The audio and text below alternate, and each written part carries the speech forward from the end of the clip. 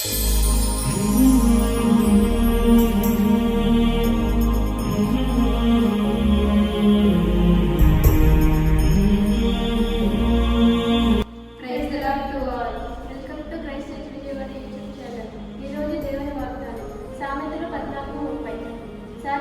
మనసు శరీరమునకు జీవము, మత్సరము ఎముకలకు గుళ్ళు.